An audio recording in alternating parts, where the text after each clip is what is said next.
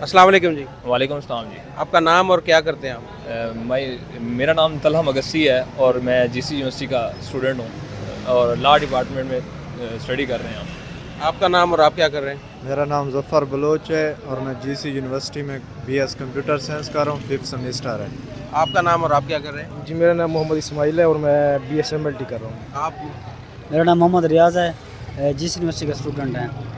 अच्छा सर, आपने सुना होगा ख़बरों में कि कनाडा इंडिया का जो एक डिस्प्यूट चल रहा है कि एक शहरी जो कनाडा है वो उसकी हलाकत को लेके एक इल्ज़ाम लगा इंडिया के ऊपर। अब दोनों मुल्कों ने अपने अपने डिप्लोमेट वापस बुलवा लिए, वीज़ों के ऊपर पाबंदी लग गई। उसके बाद में जो एडवाइज़री जारी होगी, ट्रैवल एडवाइज़री भी दोनों तरफ से, एक दूसरे के ऊपर सख्त बयानात का तबादला हो रहा है। बीच में कुछ लोग जंग की भी बातें कर रहे हैं कि जी जंग हो सकती है। आपके ख्याल में ये क्या मामला है? जंग हो सकती है, नहीं हो सकती? किसका पलड़ा भारी है ये सारे मामले में? जी देखें, जो खालिस्तान के लोग हैं या जो सिख कम्युनिटी है वो एक अपना सूबे के लिए या अपनी कंट्री के लिए, अपनी स्टेट के लिए स्ट्रगल तो कर रहे हैं।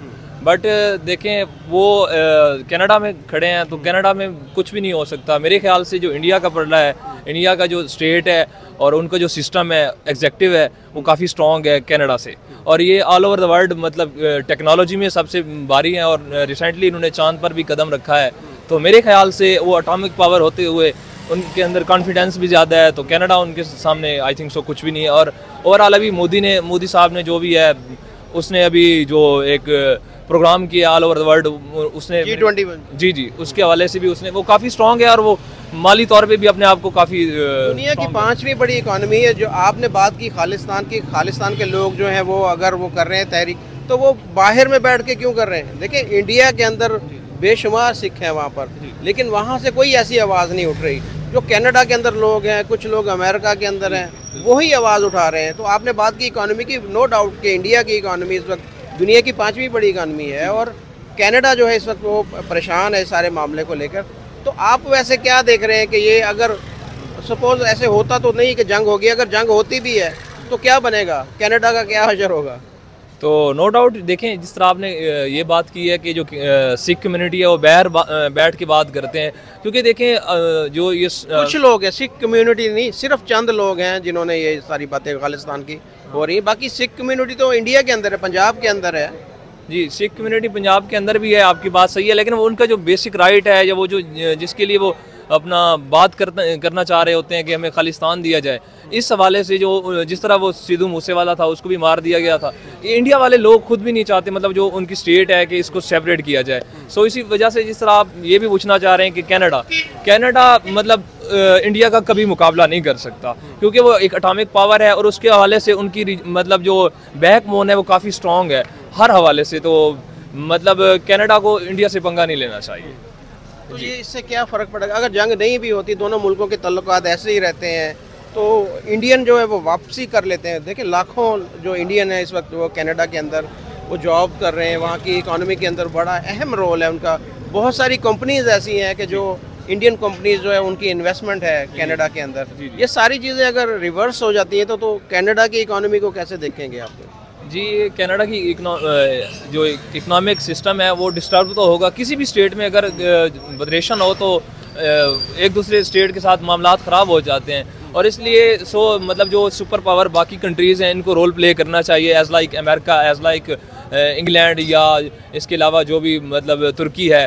तो ये साउथ एशिया के जो भी ममालिक हैं इनको भी रोल प्ले करना चाहिए, इंडिया का साथ भी देना चाहिए और उधर से कनाडा का भी। ये तो एक टेबल टॉक होनी चाहिए। मैं ये समझता हूँ कि अगर टेबल टॉक की जाए तो इसका मामले का हल निकाला जा सकता है, तो एक वार से मतलब वर्ल्ड बच सकती है। और इससे जिस तरह आप बता रहे हैं कि पाकिस्तान के अंदर बड़ी खुशियाँ मनाई जा रही हैं, पाकिस्तान का मीडिया इस चीज़ को बड़ा हाईलाइट कर रहा है ये सारे मामले को, कि अगर ये इस तरह जो दोनों मुल्कों के तनाज़ा है, ये पाकिस्तान क्यों खुश है यहाँ पे?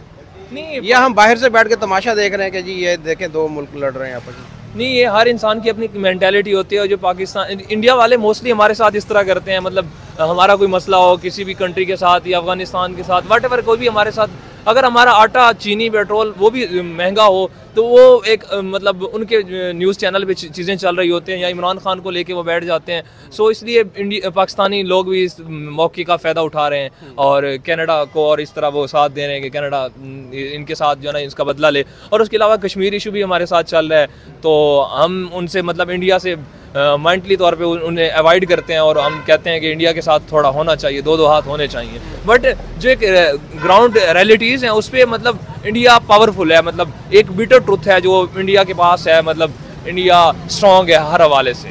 और इंडिया के मतलब जो अंबानी है वटेवर और भी बाकी अडानी, अंबानी बेशुमार है वहाँ पर इस तरह के इन्वेस्टर जो बड़े बड़े हैं, और जो इन्वेस्टर्स हैं और माशी तौर पे, इकोनॉमिकली के तौर पे ये चीज़ें डिस्टर्ब तो होंगी और इंडिया को भी नुकसान होगा और कनाडा को भी नो डाउट नुकसान होगा। कनाडा या यूरोपियन कंट्रीज़ काफ़ी ऑलमोस्ट छोटे होते हैं और उन पे जो बाहर के लोग आके वहाँ पे आबाद होते हैं। और मैं तो यही समझता हूँ कि ये जो बाकी वर्ल्ड है, बाकी जो सुपर पावर है, चाइना है, अमेरिका है, इनको रोल प्ले करना चाहिए। अगर ये रोल प्ले करेंगे तो ये अच्छा इमेज जाएगा ऑल ओवर द वर्ल्ड। देखिए चाइना तो वैसे ही इंडिया का दुश्मन है, वो तो चाहेगा ही नहीं कि ये उनके मामला ठीक हो। चाइना तो कभी भी नहीं चाहेगा। अमेरिका किसी की साइड ले नहीं सकता। अमेरिका के तल्लुकात कनाडा के साथ भी अच्छे हैं, इंडिया के साथ भी अच्छे हैं। तो ये यहाँ पर तो ये कुछ मुझे ऐसा कोई हल नज़र नहीं आ रहा कि जल्द ये कोई मामला तय होगा। तो ये देखें, ये तो फिर अब जिस तरह आप कह रहे हैं कि ये तो फिर हर एक कंट्री का अपना एक सिस्टम होता है या वो अपने इंटरेस्ट देखते हैं। जिस तरह एक चाइना है या अमेरिका है वो मतलब एक डबल गेम करते हैं। तो लेकिन जो एक मतलब न्यूट्रल बात करनी चाहिए, उनको एक रोल प्ले करना चाहिए, इस डिस्प्यूट को ख़त्म करना चाहिए। बाकी जो सिख कम्युनिटी है वो अपने मुल्क के लिए, अपनी स्टेट के लिए जब तक मेरे ख्याल से उनका मतलब स्टेट नहीं बनती तो वो एक स्ट्रगल करते रहेंगे। अब उनका भी बनता है, वो उनकी कम्युनिटी है और वो एक अपना सेपरेट रिलीजन। अच्छा देखिए, आपने बार बार आप बात कर रहे हैं कि जो सिख कम्युनिटी है वो अपने राइट के लिए, तो इंडिया में क्यों नहीं हो रहा?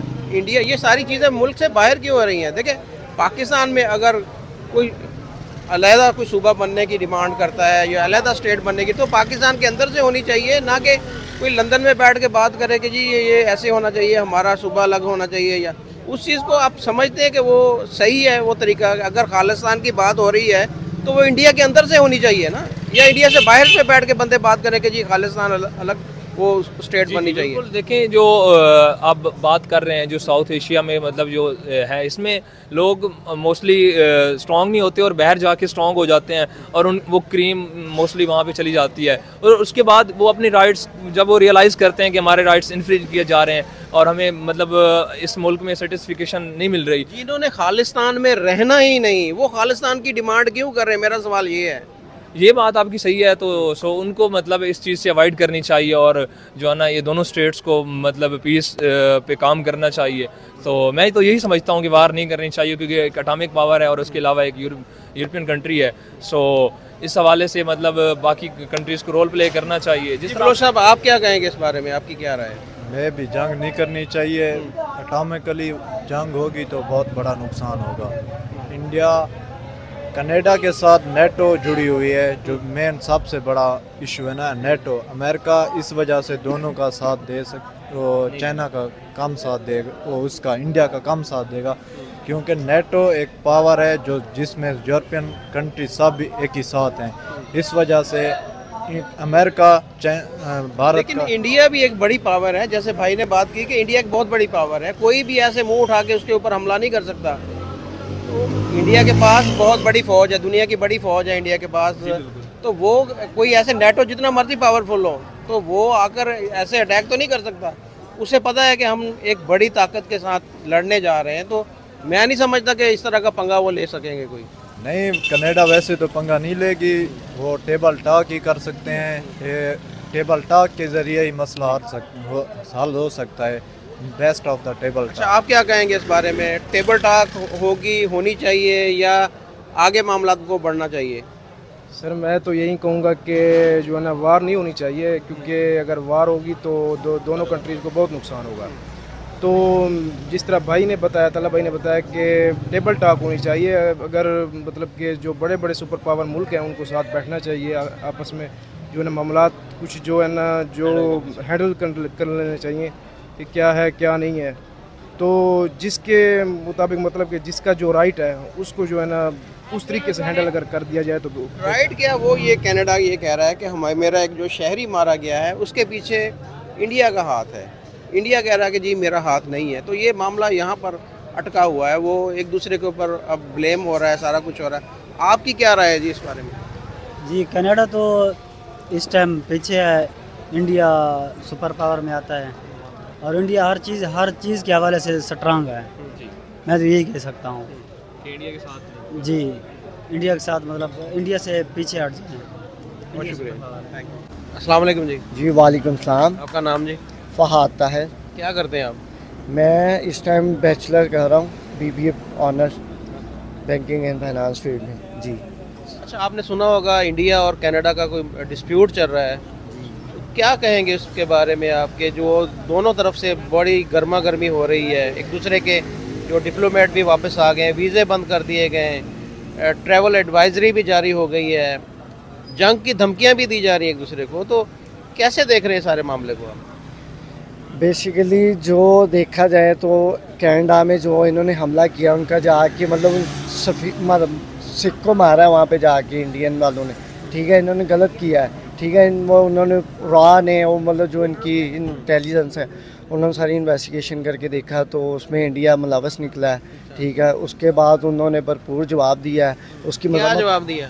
उनकी भरपूर मजम्मत करते हुए उन्होंने उनका सफ़ीर निकाला पहले, फिर आपस में जो उनकी ट्रेडिंग होती थी, लेन देन होता था, उनको उन्होंने बंद किया है, ठीक है। जो उनके मुल्क में उनके बंदे काम कर रहे थे, जो उनके लिए वीज़े जारी किए थे इंडिया के लिए, वो उन्होंने प्रॉपर्ली सारा वाइंड अप कर दिया, ख़त्म कर दिया कि किसी भी तरह से मतलब इंडिया वाले इधर दाखिल नहीं हो सकते। किसकी फेवर में है कि आप कैसे देखते हैं कि जो अगर आपकी बात मान ली जाए कि इंडिया की जो राह आप बोल रहे हैं कि उसने वहाँ पर जाकर एक जो उनका जो स्पाई था उसने उसको कत्ल कर दिया, और दूसरी तरफ कनाडा का जो स्टांस है, आप किसके साथ हैं? क्या किसकी सपोर्ट कर? बेशक हक के साथ खड़े होना चाहिए, क्योंकि उनके क्या साथ हक क्या है? हक ये है कि उनके साथ गलत हुआ है। आप एक किसके साथ गलत हुआ? नाम है ना? कनाडा वालों के साथ गलत हुआ है, ठीक है। उनके मुल्क में एक बंदा रह रहा है और उनके घर पे आके कोई हमला करे तो वो कोई भी मतलब हम पाकिस्तानी भी हों, कोई भी मतलब कोई भी शहरी हो, तो वो इस चीज़ पहले इंडियन था ना, वो जो भी था, इंडियन था, अफगानी था, पाकिस्तानी था, नेपाली, जो भी था, इस चीज़ से गर्ज नहीं होना चाहिए। मैं आपके घर पे जाके हमलावर होऊंगा तो मैं उस चीज़ को कोई भी वो कहेगा कि नहीं जी इसने ठीक किया, जो हुआ है उनके साथ गलत हुआ है, ठीक है। तो उनको चाहिए था कि वो अपने बंदे को देखते। अगर कोई आपके घर पे हमला करे और बाद में मेरे घर में आके छुप जाए तो फिर आपका हक नहीं बनता कि आप उस बंदे को ढूंढें और मारें उसको? जाहिर सी बात है, कत्ल का मतलब कत्ल है, उसको ढूंढें, उसको सख्त से सख्त सजा दी जाए, उसे अपने नहीं, मैं ये कह रहा हूँ कि जो जिस बंदा जो कत्ल हुआ है जी कनाडा के अंदर, वो कनाडा के अंदर बैठ कर वहाँ पर तहरीकें चला रहा था, दहशतगर्दी का काम हो रहा था वो, तो उसको अगर मारा है तो अच्छा काम नहीं किया? नहीं, बिल्कुल अच्छी बात नहीं है, क्योंकि किसी के घर में घुस में किसी को मारना ये बहुत गलत बात है, ठीक है। तहरीक चला रहे हो वो आपसे अलग मैटर है आप दोनों का, ठीक है, पर किसी के घर में घुस के उसको मारना ये चीज़ अच्छी नहीं है। तो इसलिए जो भी उन्होंने इस टाइम लिया हुआ स्टैंड, कनाडा ने बहुत अच्छा किया हुआ है। आप कनाडा के साथ हैं? जी बिल्कुल, जाहिर सी आप बात चाहते हैं कि कनाडा इंडिया की जंग हो और कनाडा इंडिया के ऊपर हमला करे? आप चाहते हैं? जाहिर सी बात है, अगर वो कह रहे हैं कि वो पहल करते हैं कि हम इनके साथ जंग करते हैं, तो फिर वो आके एक बार देख लें उनको, ठीक है, कर रहे हैं जंग। अगर जंग होती है तो कनाडा जीतेगा इंडिया से, या इंडिया उसका दिफा करेगा भरपूर? दिफा तो भरपूर करेगा कनाडा, पर देखा जाए तो इंडियन बहुत बड़ी मतलब इस टाइम फौज है उनकी, ठीक है। उनका मतलब मुल्क भी बहुत बड़ा है और वो इकॉनमी के लिहाज से 5वां बड़ा मुल्क है, तो इसलिए वो कनाडा थोड़ा उनको मुश्किल होगा उनको डिफेंड करना, तो भरपूर मतलब कार्रवाई तो वो करेंगे। बाकी पाकिस्तान कनाडा का साथ देगा? ये तो पाकिस्तान के वज़ीर आज़म ही देखेगा कि पाकिस्तानी अवाम तो देखे तो हक अवाम सच किसके साथ है? अवाम कनाडा के साथ है? जाहिर सी बात है, जो हक सच पे होता है बंदा उसके साथ ही होता है, तो वो इसलिए पाकिस्तानी कुछ हैं जो कनाडा के साथ हैं, ठीक है। तो पाकिस्तान और इंडिया की वैसे भी बड़ी लगती है, तो इसलिए तो पाकिस्तान ज़्यादा फेवर उसको ही करेगा कनाडा। आप कैसे देखते हैं, आप क्या चाहते हैं कि अगर जंग हो तो क्या होना चाहिए, उसके नतीजे में क्या होना चाहिए? कनाडा जो है उसको सबक मिलना चाहिए, या नहीं, इंडिया वालों को सबक मिलना चाहिए, क्योंकि जिसने गलत किया है उसके साथ, अगर उसके साथ उसको मतलब उसको मारेंगे, मतलब उसके साथ जंग करेंगे, उनको जो भी उनके साथ होगा उनको कार्रवाई का जवाब मिलना चाहिए कि हमने जो किया उसका हमें जवाब मिला है, ठीक है। तो उनको पता लगे कि हमारे साथ हमने जो गलत किया। अगर जंग होती है और इंडिया कनाडा का बुरा हाल कर देता है तो फिर आप कैसे क्या देखेंगे? तो फिर ये देखेंगे अगर अल्लाह ना करे अगर इन दोनों के दरमियान जंग होती है, ये जंग ऐसा पकड़ेगी तो ये मतलब आपस में जिन मुल्क की आपस में लगती है, ठीक है। तो जैसे ये सऊदी ईरान वालों की लगती है, ऐसे ही सबकी आपस में लगती है। तो ये जंगें आपस में ना साथ की एक दूसरे की वर्ल्ड वॉर 3 लग जाएगी। जाहिर सी बात है, जो कुरान पाक में लिखा हो सच हो जाएगा, ठीक है। कुरान पाक में लिखा हुआ है कि हमारा तो मान है कि हमारा मतलब जंगे गजवा हिंद होनी है हमारी इनके साथ, ठीक है। गजवा हिंद क्या है, वो क्या होनी है? इंडिया के साथ हमारी जंग होनी है? जी, हमारी इंडिया के साथ वो आखिरी जंग होनी है, वो गजवा हिंद पाकिस्तान और इंडिया की जंग होगी, ठीक है। जिसमें बहुत से मुसलमान बेतहाशा मारे जाएंगे, ठीक है। तालाब खूनों से भर जाएंगे, फिर अल्लाह की तरफ से ताकत आएगी, फिर लोगों में ईमान आएगा, फिर हम उन पे गालिब आ जाएंगे, फिर इंशाल्लाह वो हम फतह करेंगे उस जंग में। कब ये वाक़या होगा, कब ये इस तरह का वाक़या होगा? ये गज़वा क़यामत की एक निशानी है और इंशाल्लाह क़यामत से पहले वो निशानी पूरी ज़रूर होगी, क्योंकि कुरान पाक में जो लिखा है वो सच लिखा और वो होके ही रहेगा। ये कुरान पाक में लिखा है गज़वा हिंद के बारे में? बेशक लिखा हुआ है, ये जंग होके रहनी है और होनी भी है। आपको पता है कौन सी आयत में है, कौन सी सूरत में है, पता है आपको? इस चीज़ में नहीं, पर हल कुरान पाक में है और पाकिस्तान इस पे फतह हासिल करेगा इंशाल्लाह। कब तक होगी ये जंग? ये इंशाल्लाह पाकिस्तान ये जंग क़यामत से पहले इंशाल्लाह गज़वा हिंद ज़रूर होगी और पाकिस्तान गालिब आएगा इंडिया पर और पाकिस्तान फतह हासिल करेगा इंशाल्लाह। बहुत शुक्रिया। अस्सलाम वालेकुम। वालेकुम। आपका नाम जी? ये ज़ाहिर शाह नाम है। क्या करते हैं आप?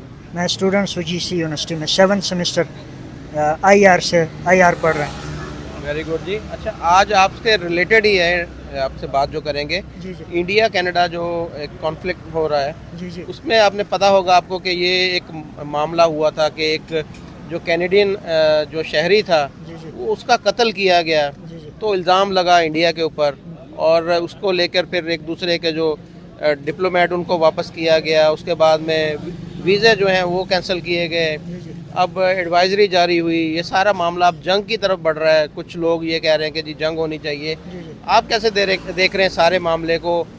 आप किसको सपोर्ट करें? कनाडा को सपोर्ट करेंगे, इंडिया को सपोर्ट करेंगे? आप कैसे देख रहे हैं सारे मामले को? बेसिकली यार देखो, ये नेशनलिज्म की जंग दुनिया में चल रही है और नेशनलिज्म दुनिया में फेल हो चुका है तकरीबन किसी हद तक। नेशनलिज्म क्या है? नेशनलिज्म मैं ये बताऊंगा कि नेशनलिज्म एक ईवल है जो लोग अपनी मफाद को यूज़ करते हैं, मफाद को एज एक आप कह सकते हैं नेशनल इंटरेस्ट की जंग है। और ये India will not go for the war because India की जो सॉफ्ट पावर दुनिया में जो जोसेफ नाई की किताब है सॉफ्ट पावर, तो इंडिया का सॉफ्ट पावर हिट हो जाएगा। वो कभी भी वॉर के लिए नहीं जाएगा, वॉर को अपील नहीं करेगा। सो बात रहेगी कि ठीक हुआ गलत हुआ, गलत हुआ है ज़ाहिर सी बात है। एक बंदे को अगर आप दुनिया में जो इंडिया है इसको हम the second largest democratic country कहते हैं, तो इंडिया ने ये वाकई गलत किया। पहले ये फ्रीडम ऑफ स्पीच को ये दुनिया में एक प्रोपिगेट करते हैं, फिर एक बंदे को जाके बात वहीं पे आ गई ना, नेशनल इंटरेस्ट की बात है, उनकी सवरेनिटी डैमेज हो रही है। तो जब सवरेनिटी डैमेज होगी, अब सिख लोग क्या है, सिख बंदे को मारा गया, वो खालिस्तान तहरीक तब से ही एक वायलेंस में आ चुकी है। जब गोल्डन टेम्पल पे इंदिरा गांधी ने आर्मी भेजी थी, उसके बाद ही ये लोग, और ये with the passage of time कोई भी बंदा उठता है और तहरीक को पकड़ लेता है और एज अ लीडर बन जाता है। तो इस बंदे ने भी यही कोशिश की कि लोगों को जमा किया जाए और एक अलहदा इंडिपेंडेंट स्टेट हासिल करने की कोशिश की। लेकिन इंडिया कभी भी नहीं चाहेगा कोई ऐसी तहरीक उभरे और हमारी सवरेनिटी डैमेज हो जाए। इस तरह की तहरीक इंडिया के अंदर से उठनी चाहिए ना, ये तो नहीं कि कनाडा के अंदर बैठ के चंद बंदे वो फैसला करें कि जी अलग से स्टेट बने। बिल्कुल, इसकी वजह ये है, देखो जो बाहर की कंट्रीज़ हैं, अब हमारे यहाँ भी इधर लोग खुल के बात करें। जी बिल्कुल, हमारे यहाँ इधर लोग हैं, आपको पता ही होगा, अल्ताफ़ हुसैन था, उसको हमने एज अनार्किस्ट डिक्लेयर किया। वो बरतानिया में जाके बैठ गया, उसको पैसे देते हैं और बरतानिया क्या है, वन ऑफ द मोस्ट आप कह सकते हैं कि आप खुद एक बात कर रहे हैं, ऐसी बात कर रहे हैं कि अल्ताफ हुसैन को पैसे देके पाकिस्तान के खिलाफ इस्तेमाल किया गया, ऐसे ही ना? नहीं, आप कहना यही चाह रहे हैं ना? मैं नहीं कहना चाह रहा। देखो वो बंदा क्या कर रहा था, अपनी मुहाजिरीन को डिफेंड कर रहा था, अपनी मुहाजिरीन के लिए राइट्स मांगने की पाकिस्तान में तो यही कहा जाता है कि उसके पीछे जो है कुछ लोग हैं जो उसको फंड कर रहे हैं, वो उससे अपने मतलब का काम करवा रहे हैं। वो तो बिल्कुल है, हर बंदा यहाँ पे पैट्रनाइज स्टेट, और इसको ना नेशनलिस्ट इंटेलेक्चुअल कहते हैं। नेशनलिस्ट इंटेलेक्चुअल हमेशा ये कोशिश करते हैं, ये मुकदमा तो गरीबों का लड़ते हैं, मुकदमा जो जाहिर सी बात है मॉब को पीछे लगाने की कोशिश करते हैं। तो जब इनका यहाँ पे स्टेक होल्डर कमज़ोर हो जाता है तो ये स्टेट के पीछे चले जाते हैं, स्टेट उनको ज़्यादा पैसा देता है, तो ये स्टेट को फिर जाहिर सी बात है अब स्टेट इनको नहीं कर रहा था, स्टेट इनको जो पैट्रनाइजिंग है, फाइनेंसिंग है, पैकेजिंग है, वो उनको नहीं मिल रही थी। तो इस बंदे ने फिर बाहर पना ली और वहाँ से अपनी लोगों का मुकदमा लड़ता रहा। काफ़ी लोग यहाँ पे हैं, इसको ना अंडरग्राउंड रेजिस्टेंस लिटरेचर कहते हैं। तो क्योंकि घुटन माशरे में बहुत ज़्यादा होती है तो लोग कोशिश करते हैं कि हम बाहर जाएं, और बाहर के मुल्क जाहिर सी बात है दुनिया को ये एक चूरन बेच रहे हैं कि हम डेमोक्रेटिक कंट्रीज़ हैं और हम फ्रीडम ऑफ स्पीच एक्सप्रेशन की बात करते हैं। तो वो जाहिर सी बात है उस बंदे से अपना काम भी निकलवाते हैं और उनको इजाज़त भी देते हैं कि आप बोलें, ताकि बाकी दुनिया की जो एक सॉफ्ट इमेज है वो डिस्टर्ब हो जाए और हमारा सॉफ्ट इमेज, खेल सारी जो है वो सॉफ्ट इमेज की है। हार्ड पावर दुनिया में कमज़ोर होती जा रही है। और आप अमेरिका को देखें, अमेरिका उसने जब भी वियतनाम में और अफ़गानिस्तान में और कोरिया ये जंग छेड़ी थी, उसके बाद उनके ख़िलाफ़ काफ़ी उनकी डेमोक्रेटिक जो एक वो बहुत ख़राब हो गया और लोगों ने उस पर काफ़ी सवालात उठाए। उनकी अपनी यूनिवर्सिटीज़ में स्टूडेंट्स आ गए और अमेरिका आप देख रहे हैं आज उनकी जो एक प्रोमिनेंसी है, प्रेवलेंट है, वो कमज़ोर होता जा रहा है। तो ये हर मुल्क कोशिश करता है। और ये आपको एक बात बता दूं कि जो नेशनलिज़म है, नेशनलिज़म एक फ्लॉप आइडिया है, ये हमेशा हर मुल्क को कोशिश करेगा। और ये नेशनलिज़म के तौर पे मरना, एज अ पेट्रियाटिक मरना, ये भी ख़राब है। अब अभी मैं इधर बैठा हुआ हूँ, 2023 है, अगर मैं पाकिस्तान की एज अ पेट्रियाटिक आर्मी में हूँ और मर जाऊँ तो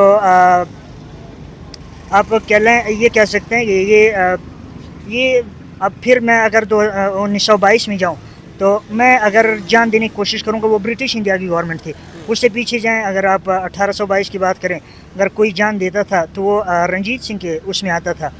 यानी आप देखिए, और ये सल्तनतें बदलती जा रही है, गवर्नमेंट एक बंदा बदलता जा रहा है। पहले रंजीत सिंह था, उससे पीछे आप जाएँ मुग़ल लोग थे।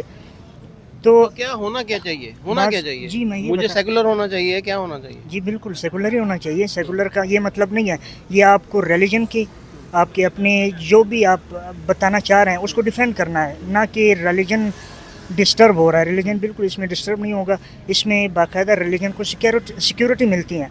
और दुनिया बाकी यही कर रही है पूरी दुनिया में जो सेकुलर स्टेट हैं, चाहे तुर्की देखें।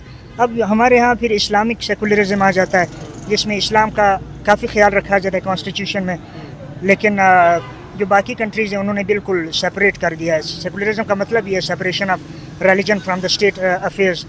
तो बिल्कुल, लेकिन जंग के लिए कभी भी इंडिया नहीं जाएगा, ना कनाडा जाएगा। तो ये आपने बड़ी अच्छी बातें की। एक थोड़ा सा मुझे इख्तलाफ आपकी बात से जो है, वो आपने जो बात की कि जी वो, मैं सिर्फ ये बताना चाह रहा हूँ कि ये बॉर्डर्स जो हैं, ये बॉर्डर्स लोग अगर यूज़ करते हैं, बॉर्डर्स पहले ज़माने में भी आप स्टोन एज में जाएं, बॉर्डर्स नहीं थी, लोग बड़े खुश थे, इक्वालिटी थी, एक एगलिटेरियन सोसाइटी थी। लेकिन ये बॉर्डर्स लोगों ने अपनी मफादात के लिए यूज़ किए हैं। अब दुनिया में जाएं जहीं मेरा सवाल ये है कि खालिस्तान की डिमांड वो क्यों कर रहे हैं? सिर्फ चंद लोग कनाडा में बैठकर खालिस्तान की डिमांड क्यों कर रहे हैं? इंडिया के अंदर जो लोग वहाँ पर रह नहीं रहे वो डिमांड कर रहे हैं, जो इंडिया के अंदर लोग रह रहे हैं वो डिमांड ही नहीं कर रहे, वो कह ही नहीं रहे कि हमें खालिस्तान अलग चाहिए। ये आपको गलत पढ़ाया गया। इंडिया की जो स्पॉन्सरशिप, इंडिया में जो सेंसर बोर्ड है वो इतना स्ट्रॉन्ग है, वो चाइना से भी आजकल ज़्यादा, उन्होंने पूरी मीडिया को कंट्रोल में ले लिया। आपको जो बताया जा रहा है वो बिल्कुल आपकी, वो आप देखिए ना, वो नील पोस्टमैन की किताब है कि we are amusing our self to death, we amuse our self to death. तो उसमें कहता है क्रेडिबिलिटी रिप्लेस रियलिटी। यानी अब इमरान खान अगर या मोदी आ जाता है और धड़ल्ले से बातें शुरू कर देता है, थोड़ी अंग्रेज़ी भी बीच में आ जाती है, चाहे उसकी बातों में कोई सच हो या ना हो, दुनिया को लगेगा ये बड़ा ज़बरदस्त। और हाँ, उनकी जो पर्सनालिटी है या चाम है वो भी उसमें आ जाता है। अगर हम डायरेक्ट हमारा राब्ता हो पंजाब के लोगों से, हम उनसे पूछें, वो कहें नहीं हमें कोई तकलीफ नहीं है, हमें खालिस्तान नहीं चाहिए, हम इंडिया के साथ बहुत खुश हैं, तो फिर ज़ाहिर सी बात है। देखो दुनिया में जो थॉमस हाब है या जॉन लॉक है, ये इस पे आज भी चल रही है कि ह्यूमन नेचर जो है वो कितनी ईवल है और कितनी सिंपैथेटिक है, इस पे थ्योरीज चल रही हैं। तो ज़ाहिर सी बात है अगर, और विल ड्यूरांट ये भी कहता है कि ये जो freedom is inversely proportion to equality, अब आपने फ्रीडम दे दिया है और फिर आप इक्वालिटी की बात कर रहे हैं, ये ऐसा नहीं होगा। आप या पूरा फ्रीडम दे दें और हर बंदा अपनी विल पे चलेगा तो दुनिया तो कियास हो जाएगा। और आपने फ्रीडम अगर दे दिया है तो फिर आप लोगों को बर्दाश्त भी करें, टॉलरेंट भी। टॉलरेंस जो एक वो कार्ल पॉपर का एक आइडिया है कि द पैराडॉक्स ऑफ टॉलरेंस, तो पैराडॉक्स ऑफ टॉलरेंस ये है कि हम हर बंदे को बर्दाश्त करें और उनको अपने पास बिठाएं और एक इंक्लूसिव गवर्नमेंट बनाने की कोशिश करें, हर बंदे को सुनें। अब उनको सुना ही नहीं जा रहा, उनको इतना मार्जिनलाइज डिक्लेयर किया जा रहा है। सिख दुनिया में बहुत डिप्रेस्ड है, इवन काफ़ी दुनिया में लोगों को मार्जिनलाइज, लेकिन सिख जो है उसको ज़्यादा इंडिया में मार्जिनलाइज किया जा रहा है। और बड़े बड़े ओहदों पर सिख हैं इंडिया के अंदर, सबसे बड़े ओहदों पे वहाँ पर सिख हैं, लेकिन उसकी मशहूरों को कभी भी उनकी आर्मी चलती, देखे कितने सिख हैं, जितने उनके बड़े बड़े हैं आर्मी के अंदर सारे वो सिख हैं, कोई भी ओहदा देख ले उसके अंदर सिख हैं। तो आप कैसे कह सकते हैं कि डिप्रेस हैं वो? मैं कैसे कह सकता हूँ कि डिप्रेस्ड है? जाहिर बात है, देखो हमारे पास ना परसेप्शन है, आपकी भी परसेप्शन है और मेरी भी परसेप्शन है। आपने बात की ना, उसको आप प्रूव करें यार। देखो सिख कम्युनिटी बाकी मिनॉरिटीज़ में है और उनके साथ ज़्यादती होती है, ये ज़रूर जिस तरह हमारे बलूचिस्तान में या केबीके में या सिंध के लोगों पे एक होती है, और ये बिल्कुल चंद लोग। पाकिस्तान में हिंदू जो हैं वो उनके साथ कुछ अच्छा सलूक होता है या ठीक कैसे होता है? आप जानते हैं पाकिस्तान के अंदर जो हिंदू रहते हैं उनके बारे में, वो माइनॉरिटी में है, जी, उनके साथ कैसा सलूक हो रहा है? पाकिस्तान के साथ, पाकिस्तान में ठीक है, हिंदू के साथ, हाँ उनके साथ अच्छा रवैया रखा जा रहा है। अच्छा। कोशिश की जा रही है ताकि स्टेट की जो एक रिट है वो चैलेंज ना हो जाए। अच्छा, आप बड़ी अच्छी बात है कि कितने परसेंट थे पाकिस्तान के अंदर जब पाकिस्तान बना, जो माइनॉरिटी थी कितने परसेंट थी, आपको पता है कुछ? नहीं, इसका मुझे खास स्टैटिस्टिक्स 26%। 26%। अब कितने रह गए? नहीं, इसका भी आइडिया नहीं। 1.5%। ठीक हो गया। तो देखो आपकी बात रिफ्यूट होती जा रही है। ये देखें इससे पता चलता है कि हम कितना हमारे मुल्क के अंदर जो माइनॉरिटी के साथ अच्छा सलूक हो रहा है कि 26% से 1.5% रह गए। जी। तो आगे भी ये देखो, मैं आपको आप पाकिस्तानी शहरी हैं, आप अपने आप को पेट्रियाटिक समझते हैं। मैं आज भी आपको कोरिया का, जो दुनिया का फजूल तरीन मुल्क है नॉर्थ कोरिया, मैं आपको वीज़ा दूंगा, आप आज भी जाएंगे। जाहिर सी बात है दुनिया वेस्ट में जाएगी, वेस्ट में घुटन यहाँ पे बहुत ज़्यादा है, जब वहाँ पे जितनी भी रिस्ट्रिक्शन होगी वो फिर भी लोग आज़ाद हैं, फिर भी लोग खुश होंगे। मैं आपको दूंगा, आज आप भी जाएंगे, तो इसका ये मतलब कभी भी नहीं है कि उनके साथ अच्छा सलूक नहीं हो रहा, या जाहिर सी बात है हमने हमारे मुल्क की आबादी देखें बढ़ रही है ना। जी। मुसलमानों की आबादी बढ़ रही है, जी। माइनॉरिटी की आबादी कम हो रही है। जी। ये इसको आप देखें ना, बाहर जा रहे हैं ना, वो जाहिर सी बात, पाकिस्तान भी जा रही है, माइनॉरिटी बाहर जा रही है, मुस्लिम भी तो जा रहे हैं ना, हमारे भी जा रहे हैं 34। लेकिन उनकी परसेंटेज क्यों कम हो रही है? मेरा सवाल ये है, परसेंटेज क्यों कम हो रही है इसका मुझे वो खास आइडिया नहीं है, लेकिन लोग बाहर जा रहे हैं, वो कनाडा में, ऑस्ट्रेलिया में। आपको वहाँ पर सिखों का पता है कि उनके साथ जुल्म होता है। आपको सिंध के अंदर जो हिंदुओं की बच्चियों को अगवा किया जाता है, उन्हें फोर्स कन्वर्ट किया जाता है, वहाँ पर हिंदुओं को अगवा करके उनसे करोड़ों रुपए तावान लिया जाता है। बात सुनो, मैंने पाकिस्तान को भी कभी भी एज अ लव चाइल्ड नहीं कहा। जाहिर सी बात, मैंने Pakistan one of the most depressing country है यार, इसमें क्या बात है। आज भी आप कोई भी यहाँ पे नहीं रहेगा, आज भी किसी को वीज़ा मिलने की वो कोई वो दे दें, लालच दे दें, तो कोई भी यहाँ नहीं रहेगा। जाहिर सी बात है, आपकी जो स्टेट है, स्टेट के पास आयशा जलाल की किताब आई थी 2007 में। आयशा जलाल तो बोलती झूठ है। सॉरी, आयशा सदीका, आयशा जलाल नहीं, आयशा सदीक, मिलिट्री इंक उसकी किताब है। वो कहता है पाकिस्तान की जो इस्टेब्लिशमेंट है उसके पास 200 बिलियन एक अम्पायर है, रुपयों की अम्पायर है, तो उन्होंने अपना सेटअप इतना स्ट्रॉन्ग, इतना। आप किसके साथ हैं? आप ये बताएं कि आप कनाडा के साथ हैं, आप इंडिया के साथ हैं? नहीं, अगर आपको बोला जाए कि किसी एक को चूज़ करें तो? न मैं इंडिया के साथ हूँ, न मैं, लेकिन जो एक जुल्म होती है या आवाज़ को सुप्रेस किया जाता है उसके मैं बिल्कुल ख़िलाफ़ हूँ। और मैं बिल्कुल ना इंडियन डिप्लोमेट हूँ, ना मैं कैनेडियन डिप्लोमेट हूँ कि मैं ये कहूँ कि कौन गलत है कौन सही है। दुनिया में जब से भी पोस्ट मॉडर्निज्म आया है, कोई भी बंदा, पहले होते थे ना मेटा नैरेटिव, उसके लिबरलिज्म में वेस्ट कहता था हम ठीक है, और उनकी जो पब्लिकेशन थी वो दुनिया में ज़्यादा मास उसमें आ रही थी प्रोडक्शन में, तो लोग मान लेते थे, जाहिर सी बात है, उनकी साइंटिफिक अप्रोच ज़्यादा थी हमसे। लेकिन जब से पोस्ट मॉडर्निज्म आया है, ये मेटा नैरेटिव्स की जो बड़े बड़े आइडियाज़ हैं उसकी धज्जियाँ बिखेर दी गई है। तो ये कहना कि सब्जेक्टिव रियलिटी तो दुनिया में सब्जेक्टिव ही आजकल चलती है ना, तो अब बात रही कि कौन ठीक है कौन गलत है, इसका मैं फ़ैसला नहीं करूँगा, बिल्कुल भी नहीं कि कौन ठीक है कौन गलत। जी जी, थैंक यू। वेलकम।